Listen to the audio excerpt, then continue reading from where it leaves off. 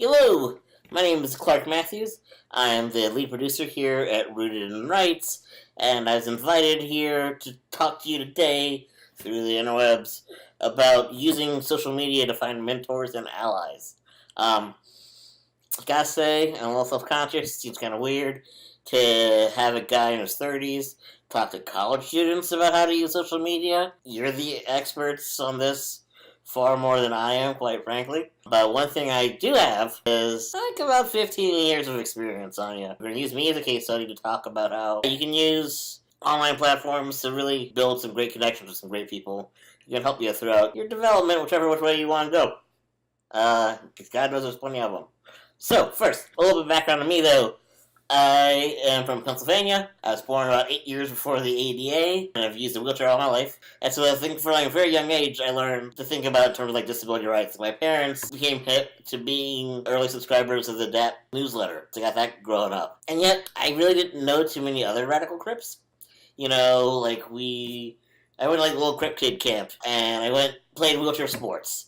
And we belonged to the Spider-Man Association, and other outlets like that, but like, so I knew plenty of folks with disabilities. I didn't know anyone who really thought about politics and thought about creating change. It continued after I went to school. Like, I went to the University of Illinois at Urbana-Champaign, went to Edinburgh University of Pennsylvania, before I ultimately, after many years, it's a long, winding road, graduated with my bachelor's in film and media arts at Temple in Philadelphia. But right before I graduated, I was like, God damn it, I need to find some people who want to burn shit down and start some trouble. And surprisingly enough, what actually got me connected, my jumping off point, or rolling off point, was Meetup. I typed in disability studies, but what I found was the Temple University Disability Studies Meetup. So I was like, great, that's right up the road for me. So I came out to that talk, and we really lucked out, because the first night, we had a guest speaker in town talking about disability media, which, again, I didn't even know this thing existed. Watching shows like I'm Spasticus from the UK and being like, how do other countries already get this, and why don't I know about this already, and I want it all in my head. That speaker turned out to be Lawrence Carter Long, who was in town from New York. Coming up later that summer was the Society for Disability Studies annual conference. And this year it happened to be in New York City. Well, shit, I guess I gotta go there. Registration was more money than my broke Social Security living ass had at the time. So I may have just got up and planned on sleeping in the bus station and kind of crashed the conference. You see him from SDS. I'll write you guys a check, I'm sorry.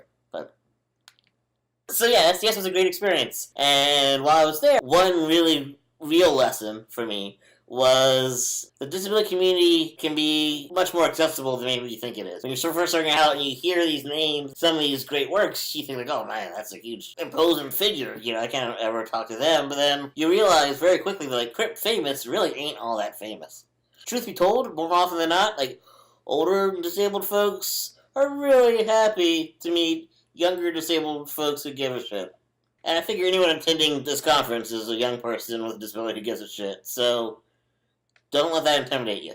When it comes to finding mentors, that really just means is finding cool older people with disabilities who care about the same stuff that you do. So much of disability history is an invisible history, so that when people actually have an opportunity to connect with someone who cares about the work that they do and wants to continue the work that they do, they need that. They're really excited by it. So please, don't feel intimidated. Don't be an asshole. But, another different online activism is please, never undervalue the power and impact of showing up. I'm not saying you have to dominate all discussions you ever see online or anything like that, but just voicing encouragement to people, especially when they're talking about stuff that means a lot to them. Recognizing that and seeing that and saying that you see that is really appreciated. Nothing about us without us isn't just saying, hey, you non-disabled folks, if you're going to do something about us, you better include us. Nothing about us without us is also a challenge to us. It's something that's going to be happening that we need to be there. Yeah, I think that makes sense.